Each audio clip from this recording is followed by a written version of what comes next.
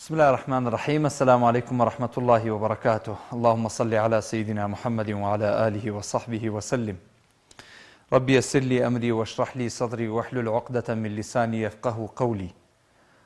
سلام و رحمەتی خواتان لێ بێ ئەم کاتەوە هەموو کاتێکتان باش، بینەران و بیسەران و خۆشەویستانی کەناڵی ئاسمانی پەیام و بەرنامەی دوانگەی خەڵک، هیوای لەشساغی و سەلامەتی بۆ هەموویەوەی ئازیز و خۆشەویست دەخوازم.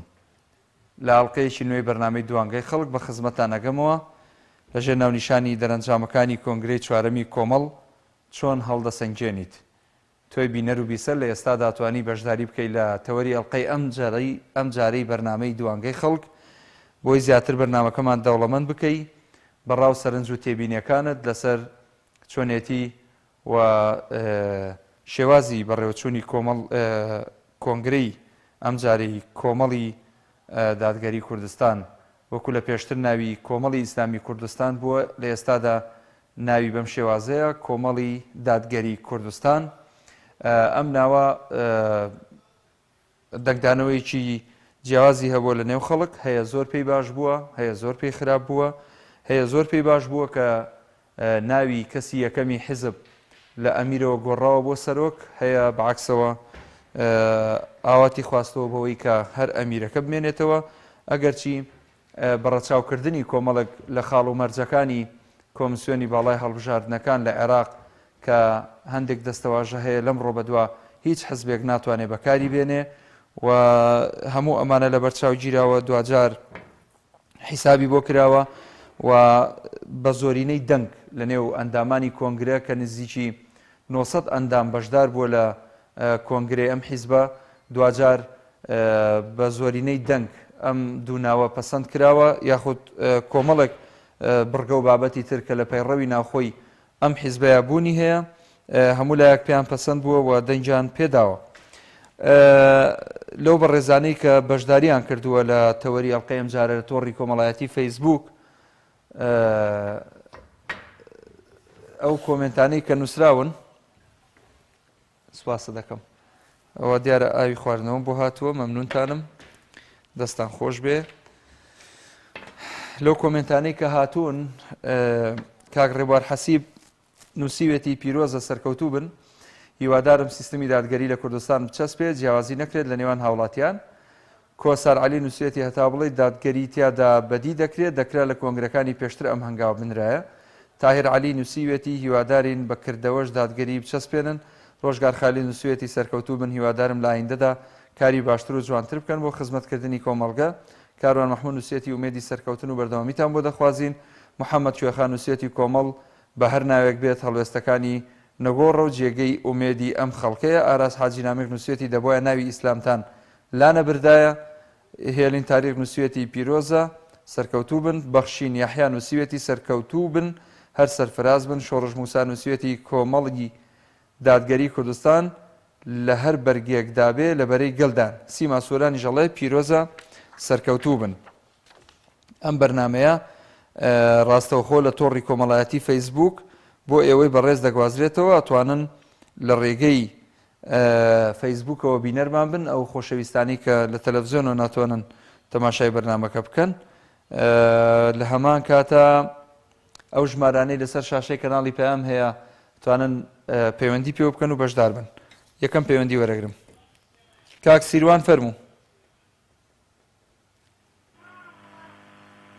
کاک سیروان؟ هەلۆ، بەڵێ کاک سیروان.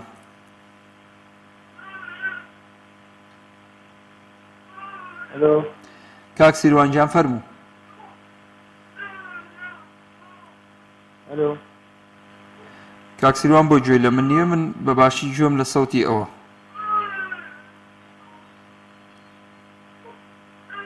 ئەودامە کاک سیروان؟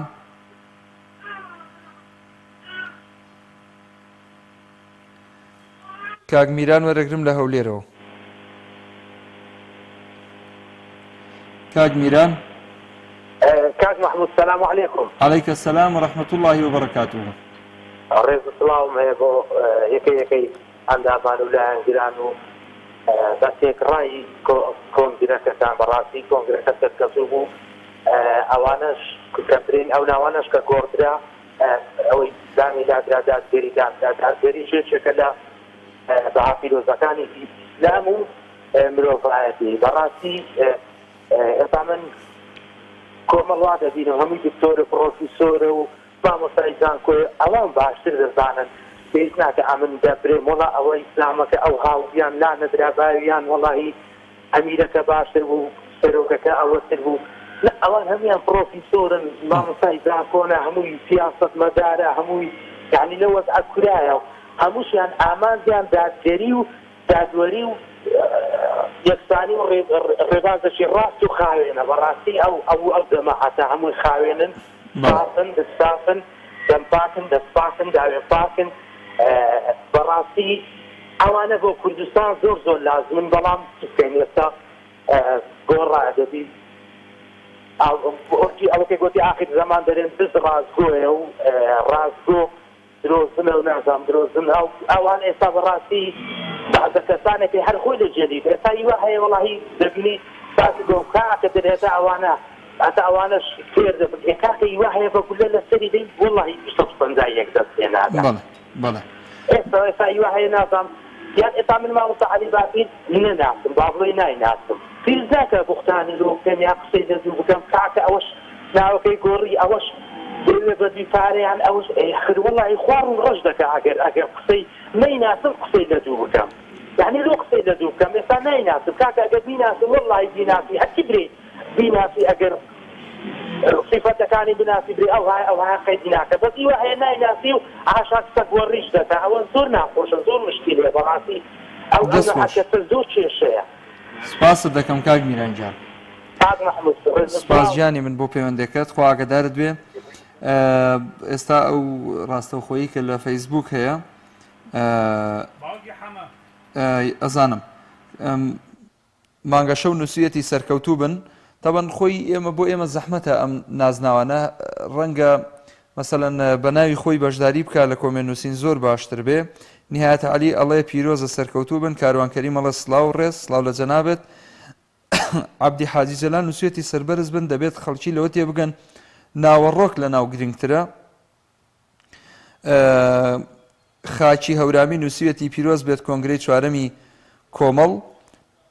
کۆمەڵی ئیسلامی دوێنێ و دادگەری ئەمڕۆ ئایندە گرنگە ئەوە بڵێم کەسانێک بە عەقڵی چاو توانج و زمان زبری واز لێ بهێنن و دوور لە هەموو گرژی و حەقدێک گرنگ بۆ خواژیانە خزمەتکردنی خەڵکی هەژار و نەدارە بێ جیاوازی ئەخوا پیرۆز بێ بە هیوای کار و پرۆژەی گەورە و هەنگاوی جوان سوپاسە دەکەین دادەجان ئیلهام خان ئیلهام محەممەد نووسەتی پیرۆزە سەرکەوتوو بن دادگەری لە تەواوی بەرنامە و کار و پرۆژەکانتان ڕنگ بداتەوە و خزمەت بە دین و ژینی کۆمەڵگە بکەن وەک هەمیشە کەمال عەبدول نووسەتی هەر سەرکەوتوو بن کۆسار کاکۆسار نووسەتی بارەکە الله فیک ئوستاد مەحموود سپاسە دەکەم گیانەکەم کاکۆسار ئارینا نووسەتی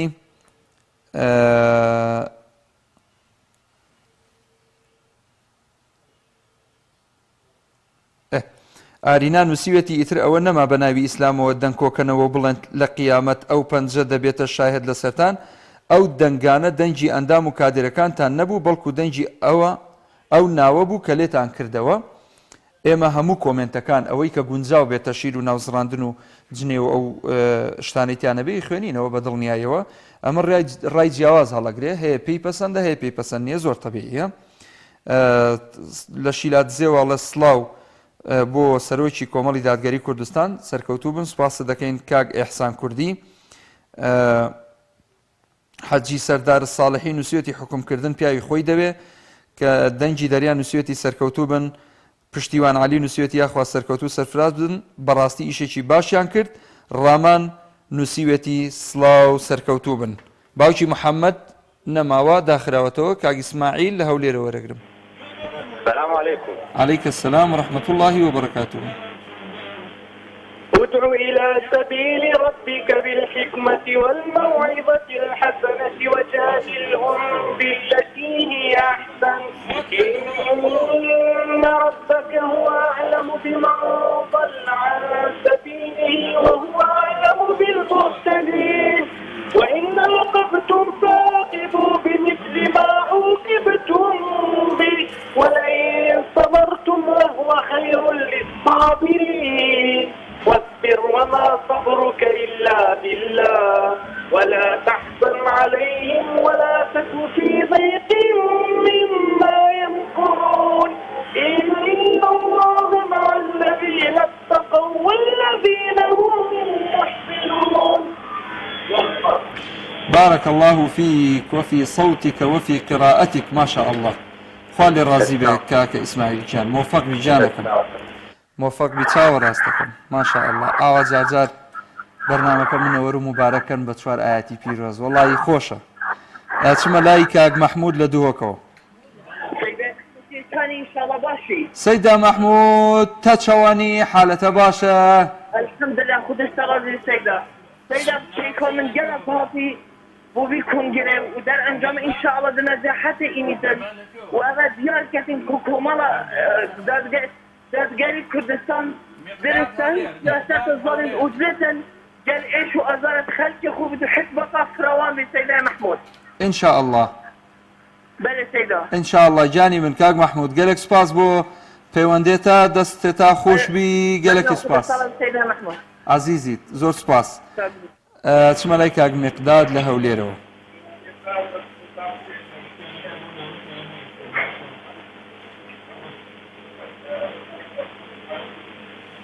السلام عليكم. وعليكم السلام ورحمة الله وبركاته كاك مقداد. سپاس دەکەی. پیرۆزبایی لە کۆمەڵی ئیسلامی دەکەمانە گشت ئەندامانی کۆمەڵی ئیسلامی بۆ خوا لێ ڕازی بێ سپاس دەکەین خوا لێ ڕازی بێ ئینشاءالله.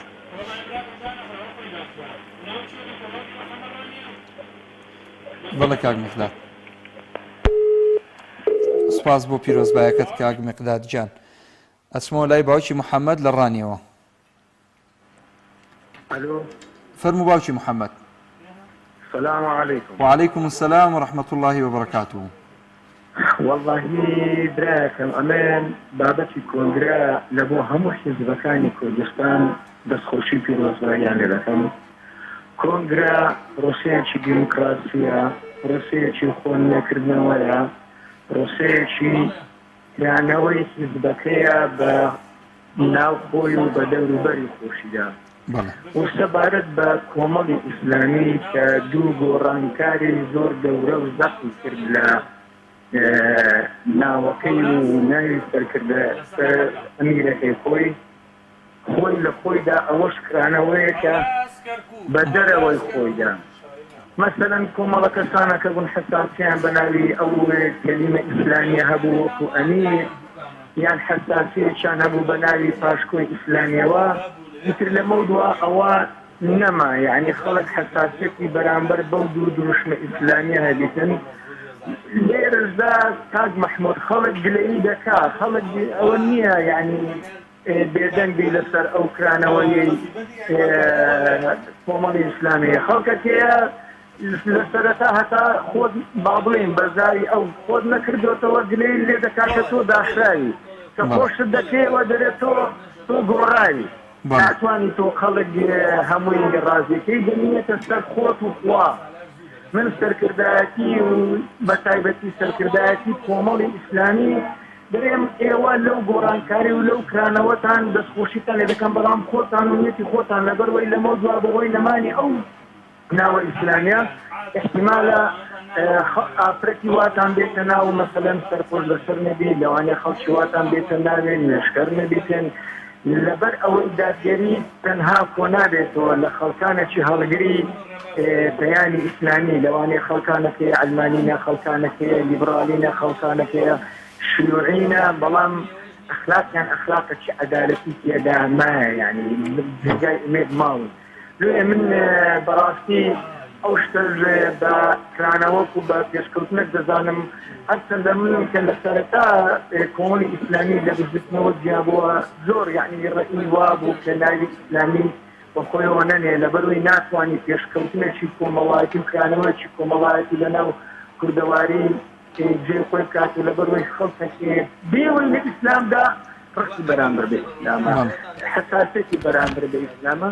لە کۆتاییدا نامێ قسەکانم زۆر درێژکەمەوە پیرۆزبایی لە کۆمەڵ و غەیری کۆمەڵ دەکەم کۆنگرە بکەن لەبەرەوەی کۆنگرە پرۆسەکی دیموکراسی و بە خۆ داهاتنەوەی هەڵەکانە و داوا لە خی گەورە دەکەم ئەمەند درێژ بنین. زۆر سپاس دەست و چاوت خۆش بێ باوکی محەممەد گەلێک سپاس بۆ پەیوەندەکەت کاکە وراز وەرەگرم لە کەرکووکەوە.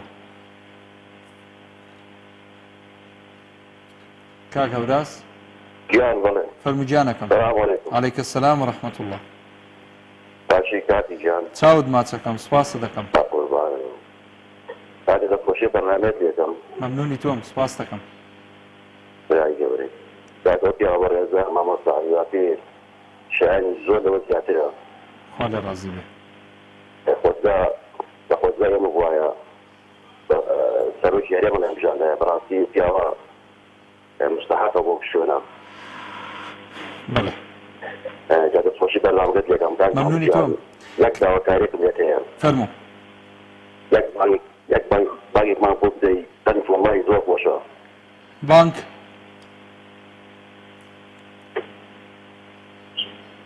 کاک هەوراز جای فەرمووت بانگت بۆ بدەم. کاتی بانکشە ئەگەر بکرێت بەعزێت نەبێت لە خزمەتم ئەگەر ئەم جارە ئافم بکەی ئەگەر ئەم جارە باوەڕکە ئەم دووسێ ڕۆژە ئەوەندە ماندوو بووین لە هاتوچۆ و هامشۆکردنی هەندێک شوێن و کۆنگرە و ئەمانە هەست بە ماندوێتی یەکەم لە سەوتما با دوایی نەڵەن سەوتی ناخۆش بوو و چوەتە تەمەنەوە ئەوانە بەس مقەدەر نەبێ لەمڕۆ بە دوایمە بەرنامەکەمانە چێتە کاتی بانگی عیشا تقریبەن دڵنیا بە لەوەی ئیشەڵا لە ناو بەرنامەکە زوو بانگتان بۆ دەم بەسەر چاو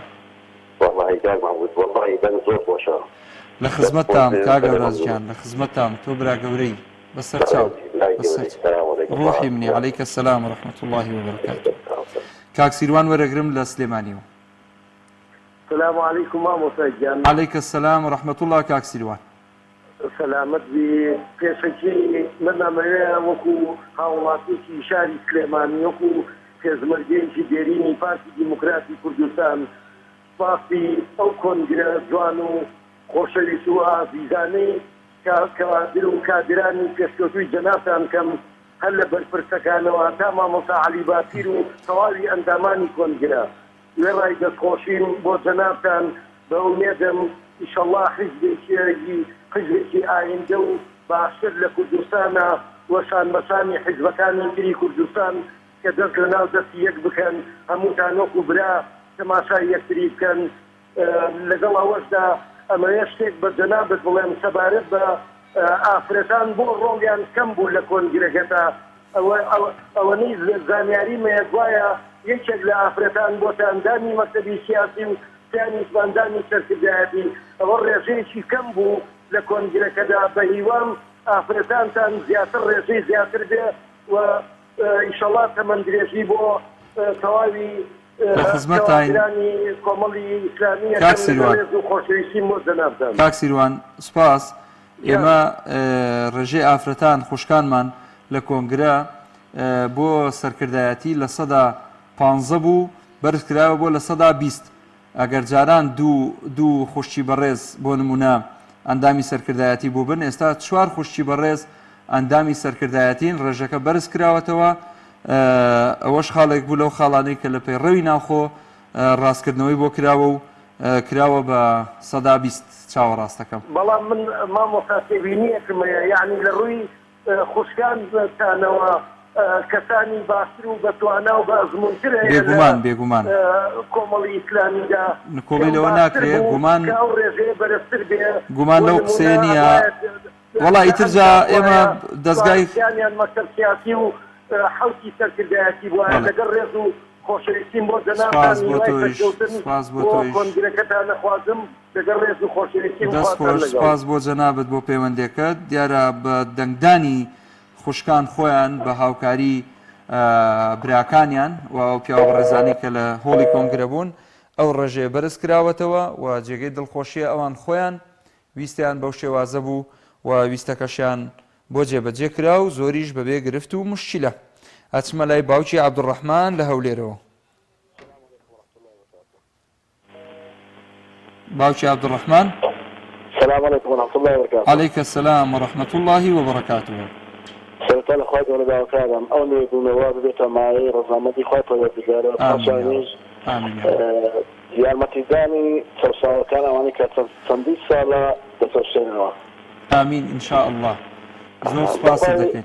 کاکە محمود پێغمبەری خوا صلی الله علیه وسلم زۆر تەرکیز لەسەر دەکاتەوە کە دەفەرمێ زۆر فەرموودە هەیە بەزێک لە فەرموودانەکەوە بەس کفایەتە لە جادانەیە ئەو کەسانێکەوە زماندرێژی دەکەن بەرامبەر ئیسلام بەنای ئیسلامی لەکاتەوەە کە پێغمبەر صلی الله علیه وسلم دەفەرمێتن إن الله لا ينظر إلى أجسامكم ولا إلى صوركم ولكن ينظر إلى قلوبكم وأعمالكم.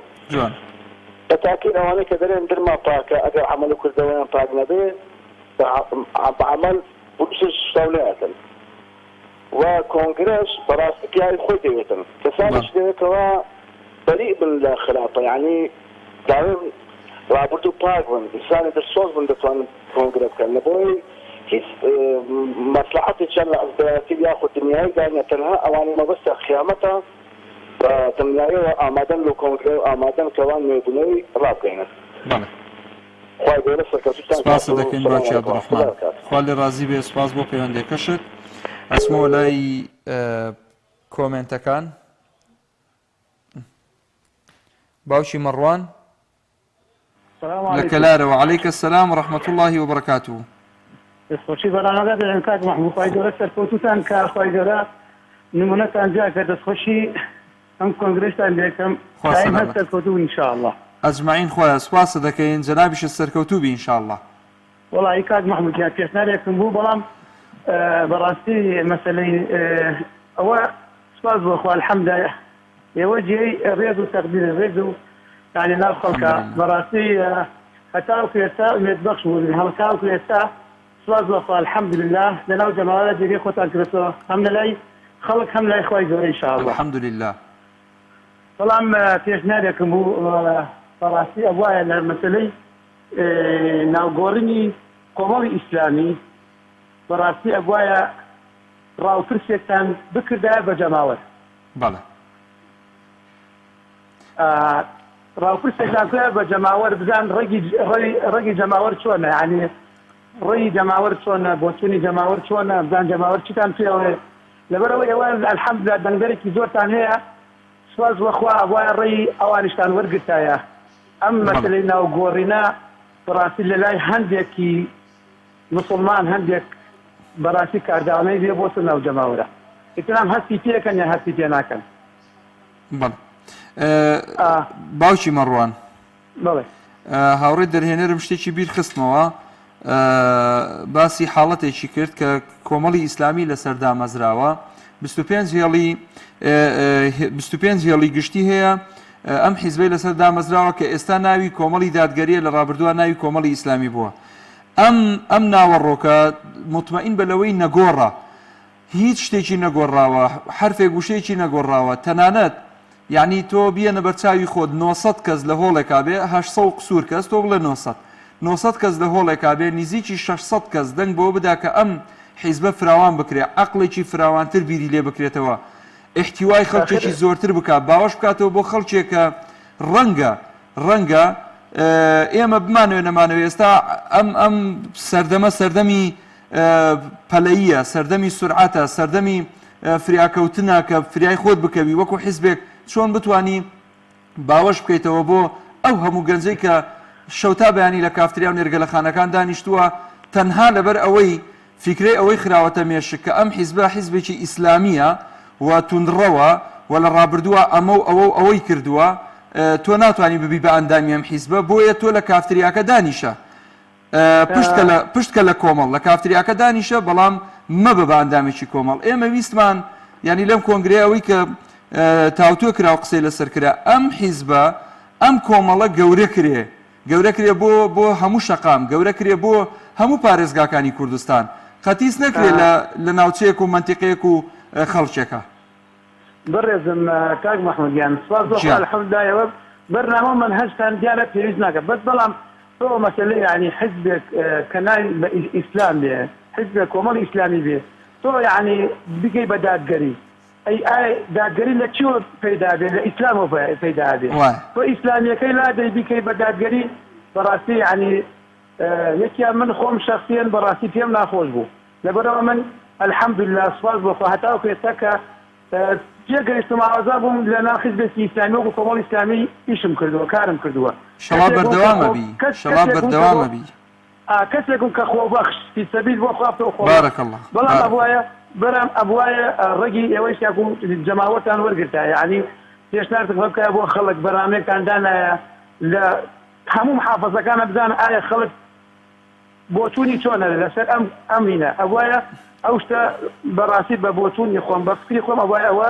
نەکریایە لە خزمەتتان باوکی مەڕوان ئیشەڵا سوپاسە دەکەم بۆ پەیوەندەکەت خوارد لەگەڵ تۆزێک ئەندامانمان خەڵکمان ئەوانەی کە ئێستا بینەرمانن دان بە خۆیان بگرن مستەقبەلی ئەم ناوگۆڕینە و ئەم دەستەواژە گۆڕینە زۆر باش ئەبێ و بە دڵی ئێوەمانانە بێ و ئینشاءالله ئێمە فراوانتر بیر ئەەکەینەوە حەزەکەین مڵکی هەموو خەڵک بین هەڵبەتە ئێمە ئیسلام گومانیتیانێ ئیسلام و ئێمە شانازیە ئێمە ئیسلام نەبین چین یعنی ئەگەر مسلمان و ئیسلام نەبین ڕوو لەخوا نەبین پەیڕۆ و پرۆگرامی قورئان جێبەجێ نەکەین ئیتر بوونمان وەڵا لە زیادەیە وەڵی ئێمە یعنی هەموو هەدەف و ئامانجێکی ئەم حیزبە لەوەتەی هەبووە و لەوەتەی من خۆم ناسیوەتەوەتیایە گرنگیدان بووە بە خەڵکی چەوساوە و بەژمەینەت و لێقەوما و زوڵم لێکرا و مافخوراو یعنی لەوەتەی ئێمە هەین داوای ماف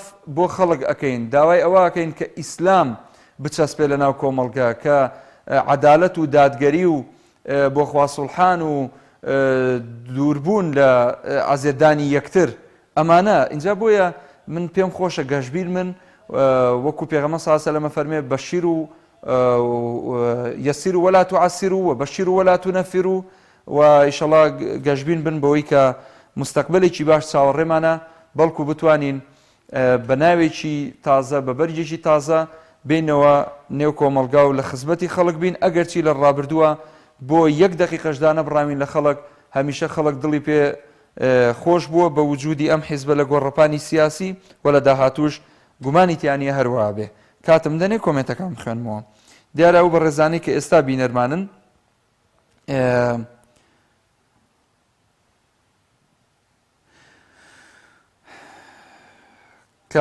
عفو خاتو پرشە عومەر نووسیوێتی ئێوە ناخ و ناوەڕۆکتان جوانە گۆڕینی ناو کاریگەری لە بیر و باوەڕ ناکات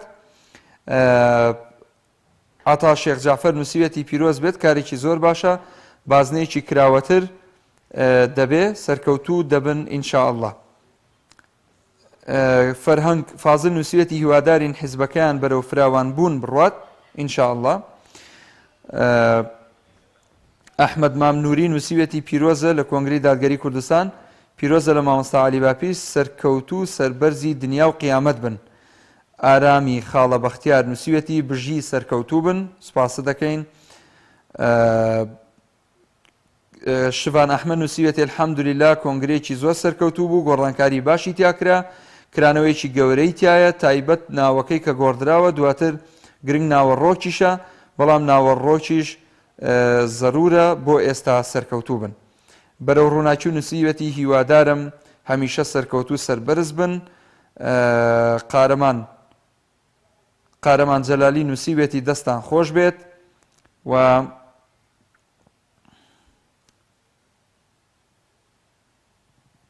خەلیل ئیبراهیم نووسیوێتی بە هیوای سەرکەوتن پیرۆزە ئومێدی خەڵک بن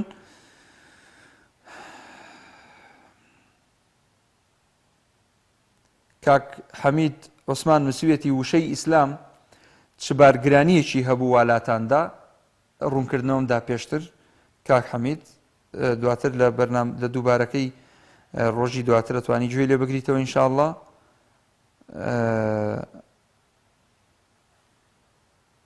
من ئەم کۆمنتە دوور و درێژە سەرەتاکەی خوێنمەوە کاک سۆران محەممەد نووسیوێتی پێویستە ئەندامانی کۆمەڵ بە زمانێک قسە نەکەن خەڵک بە میوان بزانن و خۆیان بە خاوەن ماڵ و بە جۆرێک مامەڵە و قسە گەلێک نەکەن ڕەخنەی هەر کەسێک پێویستە بۆی ڕوون بکرێتەوە خەڵک بە هەڵە تێگەیەندراون یان چەواشە کراون ژمارەیەکی کەمیان لە بەردەمدا وەستاونەتەوە زۆر دوور و درێژە کۆمنتەکە داوای لێبورد نەکەم بێگومان کۆمەڵی ئیسلامی خۆشی بە خاوەنی خۆی نازانێت تەنها ئێوە بە خاوەنی ئەو حیزبازانێ ئێوەی ئەزیز خاوەنی ئێمەمانانن. عەبدوڵڵا محەممەد نووسێتی سڵاو لە پەیام تیڤ سەرکەوتوو بن. کاک محەممەد باهدینی نووسێتی پیرۆزە سەرکەوتوو بن. کاک ئومێد ڕەسوول نووسێتی سڵاو ڕێزم هەیە، بەڵام ئێمەی جەماوەر و دڵسۆزەکەی کۆمەڵ پێمان ناخۆشە ئیسلامەکەتان دیلیت کرد واتە ڕەش کردەوە. ئیسلام لە دڵایە و مطمئین بە لەوەی سازش لە هیچ مافێکی ئەم ئیسلام و ئەم دینە جوان و پاکە ناکەین. ئینشاءڵڵا بە دڵی ئێوە بێ کاکە ئومێد گیان. کاک فەرەنگ دووبارە نووسێتی دادگەری وشەیەکی ئیسلامیە لە کاری سیاسیدا چەسپاندنی دادگەری دەبێت کاری سەرەکی بێ. ئین الله یەأمر بالعەدل والئیحسان. بێگومان دەست و چاوتان خۆش بێ. باشە بچین بۆ لای پەیوەندەکان.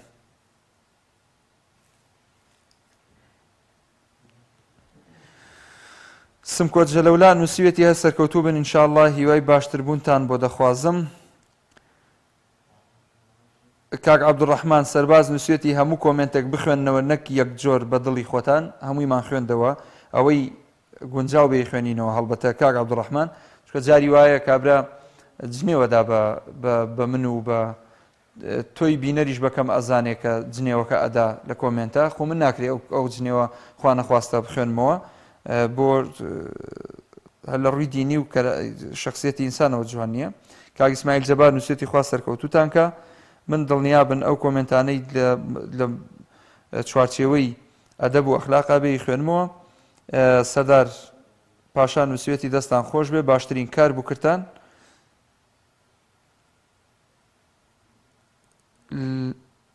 کێم لەگەڵ بوو؟ کێ؟ کاک محەممەد لە هەولێرەوە. کاک محەممەد السلام عليكم. وعليكم السلام ورحمة الله وبركاته. باشا ما مصيبة سپاس دەکەم کاک محەممەد گیان. خدا سلامتك يا ربي. پیرۆزبایەکی گەرمتانێ دەکەم سەرەتا بەبوونەی کۆنگرەی چوارەمی کۆمەڵی دادگەری کوردستان. سپاس دەکەین. وایە ئینشاءالله ببێتە دادگەریەکی تەواو لە تەواوی کوردستان و عێراقیش ڕەنگدانیوەیەکی زۆر باش بداتەوە. هیوادارم بەڕاستی تۆزێک لە ئەو خەڵکەی کە ئێستا کە ناڕازی و گلەیی دەکاتن لێتان پێم خۆشە بەڕاستی مامۆستا عەلی بافیری بەڕێز ڕوونکردنەوەیەکی تەواو بداتن لە بۆ ئەو خەڵکە کە دۆڕینی وشەی لادانی ئیسلامی مانەی ئەوە ناداتن کە ئەمە لە بەرینە لە ئیسلام یان ئەوەتە دەمانێت بە پەیڕەوی دیموکراسیەت بکەن یان پەیڕەوی زۆر شیت کە زۆر بیر و بۆچوونی خەڵکمان زۆر جێلێ بۆ بەڕاستی بە حەقەت یعنی ئەو خەڵکەی زۆر قسە دەکاتن پێم خۆشە مامۆستا عەلی بافیر وتارێک بداتن بابەتە و ڕوونکردنەوەیەکی تەواو بداتن. کاک محەممەد بەڵێ دڵنیا بە ئینشاءڵڵا لە ڕۆژانی داهاتوو ڕەنگە سبەینێ کۆنگرەیەکی ڕۆژنامەوانی هەبێ لەو بارەیەوە ئیتر لە خودی سەرۆکی کۆمەڵی دادگەری بێ کە مامۆستا عەلی بافیرە یاخود لە وتەبێژی ئەم حیزبە بێ واتە لە ئەنجومەنی سیاسی سەرکردایەتی هەر بە ڕێزێک گرنگەوەی ڕوونکردنەوە درێ وەکو پێویست ئینشاءڵڵا هەموو لایەک دڵیاوە خواتەوە. سپاس دەکەم. ئینشاءڵڵا دەستان خۆش بێت. سپاس کاک محەممەد گیان. ئەچمە لای دایکی محەممەد لە گەرمیانەوە. دایکی محەممەد بەڵێ فەرموو خوشکە بە ڕێزەکەم.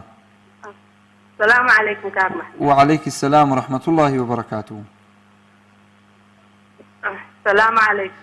وعليك السلام ورحمة الله وبركاته. سرچاوم دایکی محەممەد. كاك محمودی بەڕێز خۆی گەورە سەرفەرازی دنیا و قیامەت. سپاس دەکەم. پیرۆزباییشتان لێ یەکەم. خوا لێ ڕازی بێ. خوا لێ ڕازی بێ ئینشاءڵڵا. وەڵای ڕقەمەکەی خۆتم گەرەکە قەزاڵم. ڕقەمی من؟ بەڵێ. باشە من شتێتر داوا لە جەنابەت دەکەم تۆ ڕقەمی خۆتمان بۆ جێبێڵە من پەیوەندیت پێواکەم. ئەمە ڕقەمەکەی خۆمەوە پەیوەندی پێوە. باشە دایمەخەرەوە کوڕە گەورەکەم. دایمەخەرەوە کاک بیلال ئەو ڕقەمەی لێوە. باشە مۆ قوربان. دایمەخەرەوە ئیسە ڕقەمەکە لێوەرەگرن بەسەر چاو. ئینشاءڵڵا ئینشاءڵڵا قەزاڵم. لە خزمەتتان خوشکە بە ڕێزەکەم. کاک قادر وەرەگرم لە تەچێوە. کاک قادر کاک عەبدولقادر فەرموو. کاکەتی دەستبایتان دێتین سپاس دەکەم بۆ سەرکەوتنی کۆنگرەی کۆمەڵی ئیسلامی هەر من هەروە ئاڵێموانێ حەز ناکەم ئیسلامیەکە لێ بکەمەوانێ باش باشە جانەکەم باشە جانی من بەسەر چاو پیرۆزبایتان دێتم و خۆشحاڵم بە سەرکەوتنی بەڕاستی دەموچاوێکی جوانتان هەیە هیوادارم ئەو جەمەدەشاوە جوانەکان هەروەک خۆی بمێنێتەوە بەس گلەیەک شمێتان هەیە خۆزگا بەرداریتان نەکردا لە هاوپەیمانی هیوایە ئەوەی لە کەرکووک کردوتانە لە کەرکووک لە کەرکووک ناوچە دابڕاوەکان کردوتانە بەشداری کرا هاوپەیمانی هیوا قورساییتان بزر ئەبێت نازانن قورساییەکەتان چەنە من حەزمەکەی خۆتان بەتەنیا داپەزیت نایە کە قورسایی خۆتان بۆ دەرکەوتایان چەنە لە کەرکووک نییە هاوپەیمانی هیوا کاک قادر ئەی لەکوێیە؟ نا هاوپەیمانی هیوا لە پەرلەمانی عێراقا خودی چەند پەرلەمانی عێراقا لەم خوا عافوت شکێمە خۆمان پەرلەمانتارمان نییە لە کەرکووک بەڵام پەرلەمانتارەکانی کوردستانمان بە نمونەی مامۆستا ئەحمەد و مامۆستا سەلیم بەشداریان کردووە لە هاوپەیمانێتیە کە بۆ ڕاستکردنەوەی ئەو شەقامە خواروخێچەیە کە حیزبەکانی دەسەڵات لە بەغدا خەریکن خەڵک بەلاڕێە ئەبن بۆ خواردن و نەدانی قوتی خەڵک و بژێوی ژیان ئەوان وەکو چەند پەرلەمانتارێک وەکو چۆنەڵی گروپێکیان دروست کردووە بۆ ئەوەی ڕوبەڕووی ئەو نەعەدالەتیە ببنەوە لە بەغدا هەر ئەوە نیە بەشداری مەکەن لەگەڵ هیچ حیزبێکی دەسەڵاتە باش هیچی قورسایی خۆتان لەدەست ئەدەن باشە هەردوو چاوەکەم پەیامەکەت کە دابەزن بۆ دیستێکی جیاواز دابەزن کە قورساییتان دەرکەوێت من حەزەکەم قورساییتان دەرکەوێت باشە پەیامەکەت گەیشت بەسەر چاو کا قادرجان لە خزمەتام تۆ برای گەورەی ئەچمە لای دایکی سومبول لە چەند شەماڵەوە دایکی سومبول السلام عليكم كار محمود عليك السلام ورحمة الله وبركاته خوشك برزكم سعيد بقر باش شكر لخدمتام زنابت باشي سلامت يا اخوان زور سپاس انا كم بو برنامجكتان خوزقا او اسلاميكتان لينا كرايته ولويت كوما زور لا منعفوش دەسەکانت خۆش بێ یاڕەبی خوا ناخۆشیت نەداتێ خەڵکێکی زۆریش پێی ناخۆش بووە بەزی ئیشەڵا دوعای خێرمان بۆ بکەن بۆ ئەوەی لە جاران باشتر بتوانین خزمەتان بکەین ئیشەڵا هەر کەوتوو بن بەخوای گەورە و سەروەر پشتیوان بەخوا دایکی سومبول قوربان و خوا لێ ڕازی بێ خوشی گەورەمی خوا حافیزت بێ زۆر بەڕێزی خوا ئاگادارت بێ کاک عومەر وەرەگرم لە تەکیەوە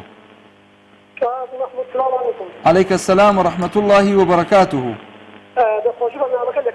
سپاس دەکەم چاوەکەم كان محمولين جمهوري خطابهم يعني لا بداية خطاب دروس بوا همو لهمو عبد الرحمن كان صوت ما خطاب دعوة بلى لا طلعت بشمانم بشيماني أنا والله لا بنا وين كريه إسلام لا إسلام نعم لما كنا من إسلام كان جاك الدول سواء أنا أقول لما خاطري فضاوني لا عندنا كانوا خلق أو بقى تفوتنا بكاتي وامية ما بالإسلام وزانين باش هەردوو چاوەکەم کاک عومەرجان ئیشەڵا بۆ دەرەکەوێت کە لەمە شەهر پەشیمانە بیتەوە پشتیوان بەخوا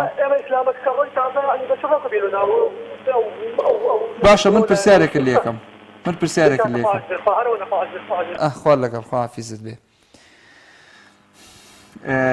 ئەبوو ئەیوب وەرەگرم لە کەرکووکەوە السلام عليكم عليك السلام ورحمة الله وبركاته برای بەڕێزمتر بەدڵ پیرۆزبایی کۆنگرەی شوارەمی کۆمەڵی دادگەری کوردستان دەکەم خوا لێ ڕازی بێ یا ڕەبی لە هەموو خەڵکی کوردستان و لە بەڕێز مامۆستا عەلی باقر و لە قاعدەی کۆمەڵی ئیسلامی کە قاعدەیەکی حەکیم بەڕاستی جێ دەستیان دیار بووە چی بەرامبەر خوای گەورە کەوا زەمیر خۆیان مفتاح کردەوە لەسەر عەقیدەی سەلەفی ساڵح هەڕوان چی لە ڕووی هەڵوێستەکانیان لە ناو پەرلەمانی عێراقا لە ناو پەرلەمانی کوردستان لە هەموو دام و دەستگاکانە کە بەشداری حکومەتیان کردووە یان لە ئۆپۆزیسیۆن بێنە ئەو کەسێکە ئینساف بێ و خوێنەر بێت ئەزانێتەوە کۆمەڵی ئیسلامی کۆمەڵی دادگەری ئێمە ناو کێشەمان نیە ناوەڕۆ حەساوە لەسەر ناوەڕۆکە بەردەوام بین چی وەکو مەنهەجی کۆمەڵی ئیسلامی چی وەکو ئەوەی کە لە هەڵوێستەکانمان بەردەوام بین بەڕاستی جێی شانازیە وەکو ئەندامانی کۆمەڵی مافێمان خۆشە و هەموو کەسێکی بە ئینصاف و کەسێکی خوێنەر چیەکە ئیسلامی بێت چیەکە غێری ئیسلامی بێت ئێمە کێشەمان لەوەیان نیە کێشەمانەوە تا وڵاتە بە ئاخارێکی ڕێکا بڕاستکۆم خی گەورە خۆی لا ئیکراها فی دینە دینێکی فراوانە ئەوەی کەوا مەبەستی بەدیندارێکی خۆیەکە بەڵام ئێمە مەبەستمان سەرەکیەکە ئەوەیەکەوە خەڵک گەڕێنەوە بەسەر ڕاستە بەڵام سەرەکیەکە ئەوەیەکەوە ئێمە بتوانین ئەم ظروف و ئەم وەزای ئەم وڵاتەوە خەڵکە داماوە بەرەواقارێکی باشە بن ئینشاءڵڵا دووبارە پیرۆزباییتان لێەکەن پیرۆزبایی لە کۆمەڵی ئیسلامی وستاتی کەناری پەیام و هەر هەموو ئەندامانی کۆمەڵی ئیسلامی خەڵکی کوردستان ئەگەن ئینشاءڵڵا حەیاک الله زیاتر سڵاو لە پیاوی مەرد و لە قوتابیەکانی حەیاک الله حەیاک الله موفق بجانەکەم موفق بی هەردوو چاوەکەم خوا ئاگادارت بێ خوا لەگەڵ بێ ئاخوا عەدل یەکێکە لە ناوە جوانەکانی خۆی پەروەردگار یعنی ئێمە تەنانەت لەوەشان ناوێکوان هەڵبژاردووە کە ئەو ناوە ناوی خۆی پەروەردگارە ئێمە زۆر شانازی بە بەکارهێنانی تەواوی ئەو دەستەواژاناکەین کە ڕێگر نین لە بەرەو پێشچوونی ئیسلام و ئەم ئاینە جوانە ینی نازانم بەڕاستی ئەوە جۆرێکە لە تەسقیفکردنی خەڵک و لە ڕۆشنبیرکردنی خەڵک لەو ڕووەوە ئێمە پێمان خۆش نییە یعنی پێمان خۆش نییە موسڵمان وەعی لای خۆی نەبێ یان بە قسەی خەڵکی تر بجۆڵێ ئەوە ئەبێ موسڵمان زۆر ئاگادار بێت چکە موسڵمان ئەبێ زیرەک بێ بێ لێ هاتوو بێ بێ ڕەئی خۆی هەبێ نابێ خەڵکێک ئاراستەیکە و نابێ خەڵکێک پێی بڵێ ئەوە ئێوە بۆ نمونە لە ڕابردووە ئاوا بوونەوەی سەواتان لێ تازە ڕۆی تەواو ئێمە لەو مەبدە و پرەنسیپ و کارانەی خۆمان بەردەوامین و هیچ شتێک سادمان ناکاتەوە بگرە زۆر گەرم و گوڕترین لە جاران و هیچ شتێکمان نەگۆڕیوە بەعکسەوە ئەوەی کە گۆڕاوە ئەوەیە ئەمانەوێت دادگەری بچەسپێ لە نێو کۆمەڵگا و ئەم خەڵکە کە بەلا ڕێیا براوە بیهێنینەوە تا گۆران وەرەگرم لە شارە زوورەوە هەموو کاتت باش کا گۆران ئەگەر کۆتا پەیوەندی بێ زۆر باشە باشە کا گۆران فەرموو دوای تۆش پەیوەندیەکەی لە خزمەتتان سپاسە دەکەم هەردوو چاوەکەم پیرۆزبایی لە کۆنگرەکەم خوا لێ ڕازی بێ لە تۆش پیرۆز بێ من لەم کوردستانە شتێک هەیە عەفو هەر شتێک بێ یا مەڵێن ئەمە لە دەسەڵاتە یان ئەمە دەستی دەرەکی لە پشتە سوێن بەخوا دەمدەری جەنابتانم بەس من ڕخنێکم لە کۆنگرە هەیە ئەمرەکەی لە خزمەتتان سپاس دەکەم یعنی کل لە کۆنگرا کەسێک نبینی یعنی زۆر بەڵێ ڕەنگەت گەنگەی دیتیابی بەس کەسێک نبینی گەنج بێت کەسێک نبین تاکە من گەرەکمە کۆمەڵ سۆرا عومەری تیابێت بۆ نمونە چوار کەسی وەکو سۆرا عومەر دروست کات سۆرا عومەر ئەزانی چی دەنگی بۆ ئێوە هێنا شمان دەنگمان پێدا خۆشمان گەڕ بوو بۆ نمونەیەکی بەسیدی وەزیێن بوو کاقەفلستان مەچید چەندێکە بە چەند لە بزوتنەوە کاقەفلستان مەچید لەم حیزبایە دەکاکە بای سراحەتە بکە کاکە کراوە ئەندا پەرلەمان کراوە وەزیر کراوە نوازا دەنگی سۆرا عومەر هێنا برا سەرجەیەکریانە سەرۆکی لیز دەکاکە کۆڵ لێدەن شکدان دەمە گوتەبی سیاسی دڵنیام لە مستەقبەلی شاو پیاوانە بێتە سەرینی کۆمەڵ لە کۆمەڵ لەم پیاوانە بێنن کۆمەڵە گەنج بێنە پێشەوە کۆمەڵە کەس بێنە پێشەوە کەس حتى يكسكني بين البرلمان والله من حرمت بقرآن ملا برلمان يعني ماما قولان والله البرلمان حق الروزنا من وزن البرلمان أبي حق ما مثلا البرلمان أبي حق كسي جزيرة ماما قولان يعني هذا البورة البرلمان أنا صدقني من شركة والله يناقش ما وصل ميزر وشبه صدقني من حاجي قولان حاجي قولان كاكسوراني ليه بو والله كاكسوران لكونغري بو بلام کاکسۆران ڕاستە کاندید نەبوو بۆ ئەنجومەنی سەرکردایەتی بەڵام کاکسۆران هەر کۆمەڵە و لە کۆنگرەی کۆمەڵ وە قسەی هەبوو قسەی زۆر جددی زۆر باش گوێی لێ گیراوە و هەندێک ڕاو ڕاستپاردەی هەبووە ڕەنگە پێش مەکتەب سیاسیەکی ئەم حیزبە گوێی لێ گیرابێ و بە قسەی کرابێ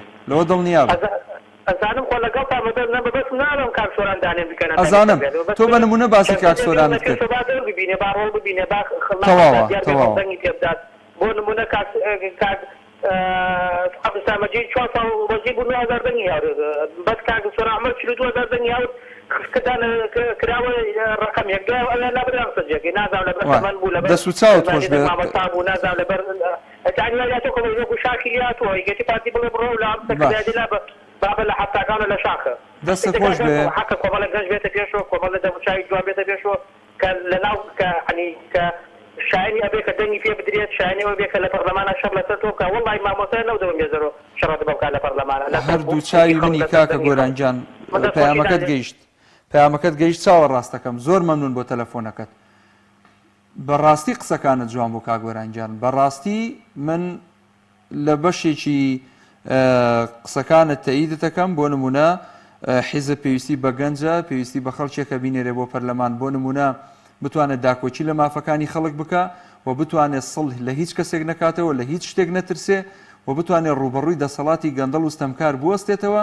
ئەمەش بڵێ ئەمڕۆ بە گەنجە کرێ و بە کۆمەڵی خەڵکی ڕۆشنبیر و ڕەنگە ڕۆژنامەنووس و چالاکی مەدەنی و ئەم جۆرە حاڵەتانە ئەکرێ. من سوپاسی جەناب دەکەم، دەست خۆش بە بۆ پەیوەندیەکەت، موفەقبی. کاک پۆڵاش دیارە داخراوەتەوە، کاک گۆران کۆتا پەیوەندی بووە. ماوە کاک پۆڵا؟ کاک پۆڵا عەفو فەرموو گیانەکەم. سڵاوی خوا لە تۆ لە بینەرەکان. سڵاوی خوا لە جەنابت کاک پۆڵا گیان. سەرەتا وەکو کەسێکی نەتەوەی بێلایەن زۆر دڵخۆشم بە بەستن و سەرکەوتنی کۆنگرەی کۆمەڵی دادگەری کوردستان. سوپاس دەکەین. بەڵام من ئاماژە بە ساڵێکی گرنگ وە سەرخانێکە. گۆڕینی ناوەکە بەواتای ئەوە نییە کەوتنەوە، بەواتای ئەوە نایێ، بەواتای کردنەوەی چەند دەرگایەکی گەورەیە، هەم ڕوبەڕووی دەرەوە هەم لە ناوەخۆ. چونکە ئێمە دەزانین کوردستان پێویستی بە دادگەریە. بۆ ئەو هەستیارێ و ئەو حەساسیەتەی کە لە ڕابردوو بە ناوی ئیسلامەوە هەبوو هەرچەندە لێدانەوەی هەڵی بۆ دەکرا، بەڵام ئێستا دەرفەتی بۆ هەموو لایەت کردەوە. کاک مەحموود، بۆ ڕۆشنبیران، بۆ نیشتیمان پەروەران ئەوەی باوەڕی بە دادپەروەری هەیە، بە یەکسانی هەیە، دەبێت دەرگاکان بکەنەوە. خاڵێکی تر من هیوادارم هەرچەندە ئێوە جێی متمانن دەبێت بەڕێز سەرۆکی کۆمەڵی دادگەری کوردستان مامۆستا عەلی باقیر دەبێت دەرگاکە فراوان بکە، هاتوچۆی وڵاتان بکە، لە ڕووی لە ناوەخۆ لە عێراق متمانەی زیاتر بە خۆتان بدەن. چونکە خەڵک متمانەی بە ئێوە ناوەپێ لە ناو بازرێکی بچوو. چونکە موشەکبارانی هەفتەی ڕابردووی هەولێر سەلماندی کە کوردستان لە دۆخێکی مەترسیدارە بێخەم خۆرە بێ سەرکردەیە. کاک مەحموود، ئەگەر پرۆگەسانی هاوپەیمانان لە هەفتەی ڕابردوو ئەو ئۆتۆمبیلەی موشەکبارانی هەولێری کرد لە ناوی نەدۆبایە و هیچیتاندایە دارەتاکی گەورە ڕووی دەدا. من چیستم لە دروستین زن بە ناوی کوردایەتی نیشتیمان پەروەری یا ساڵە فێنی ڕۆڵەکانمان دەڕێژن کەسی کوردستانیان وا بچوو کردەوە لە ناو ماڵی خۆشمان دڵنیانی سەرە ڕایبوونی ئەو هێزە سەردانە زۆریا، ئەو هێزە ئاسایشە چونکە لە پاڵ حزب و حزبایەتیە کەیسە تۆن بچوک بووینەوە. بۆیە داوا یەکێکە بەڕێزان ئەندامان و هەموو ئەندامان و کادیرانی کۆمەڵی دادگەری کوردستان دەکەم دەرگاکانتان فراوانتر بکەن، ئەم بەڕووی عێراق ئەم هەوڵ بدەن بۆ یەکگرتن هێزەکانی پێشمەرگە و تەبایی لە ناو لایەنە کوردستانیەکان و خاڵێکی تریش بۆ دەرەوەی وڵات. ئێمە ملەتێکی کەم دیدەین، بەڵام تا ئێستا ڕیشتیمان نەبووە، ئەوەی هەبووە هەر دروست بووە. زۆر سوپاس. دەستکەوتی خێزان و بنەماڵەکانیان بووە. کوردستان پێویستی بە بژیت کاک پۆڵاگیان یانی من شۆڕەسوارێک ئەو جاتە ئیسلامی بێسلایەت بۆ بۆیە مامۆستا عەلی باقیر متمانێ هیوادارم دەرگاکانتان داوام. ئینشاءڵڵا. زۆر سوپاس کاک پۆڵاگیان. خۆشەویستان و بەڕێزان، ئەگەڕێمەوە ئەڵێم ناوی ئیسلامی ناوێکی زۆر زۆر پیرۆزە و ئیسلام شانازیە بۆ ئێمە و هەمیشە ئێمە و ئاڵاو بەیداخی کە هەڵمان کردووە بۆ سەرخستنی ئەم دین و ئەم ئیسلامە هەمووی دوجار ئەگەڕێتەوە سەر ئەو مەبدە و پرەنسیپەی کە داوای دادگەری و عەدالەت و بۆ خوا سوڵحان و چاکسازیەکە و نەهێشتنی گەندەڵی و قۆرەخکاری ئەکا، نەهێشتنی دەوڵەمەند و چینایەتی ئەکا. ئەمە وەکو بیرخستنەوەیە کە حەزەکەم ئەوەش بڵێین، ینی قسەی خۆم نییە پێم وتراوە کە ئاماژەی پێ بکەم. تەواوی خلافەتەکان کە لە زەمەنی لە دوای تابعینەوە هەتاوەکو ئەمڕۆ هەموو خلافەتانە، خلافەتی ڕاشیدی و عەباسی و ئەمەوی و تەنانەت عوسمانیش هیچی ناوی ئیسلامی پێوە نەبووە. تەنانەت دەوڵەتەکەی پێغەمبەری صلی الله علیه و سلم هەمووی دەوڵەتێک بووە لە پێناوی چەسپاندنی عەدالەت. بە نمونەی ئیمامی عومەر ڕەزا و ڕەحمەتی خوای لێبێ کاتێک کە ئەیبینین ناوی لێ ئەنرێ فاروق بەو ئەندازەیی کە ئەوەندە فەرقی کردووە لە بینی حەق و باتڵ، ڕاست و درۆ. بۆیە ئێمە ئەبێ هەوڵ بۆ ئەوە بدەین کە عومەرەکان دروستکەینەوە لە نێو کۆمەڵگا، ئەبێ وا بکەین ئەم دەسەڵاتە عمەر ئاسا مامەڵە بکە نەکو فرعون ئاسا و قەزافی ئاسا و سەدام ئاسا و تاغوتەکانی زەمانی زوو. بۆیە داوای لێبوردنەکەم سەرمێشانن گردنمان نازاکەن تا ئەڵلقەیەکی تریان بەرنامەیە. سوپاسی هاوکاران مەکەم بەخوای گەورە مێرەبانتان ئەسپێرم. ئەسەلامو عەلەیکوم وەڕەحمەتوڵڵاهی وبەرەکاتوه.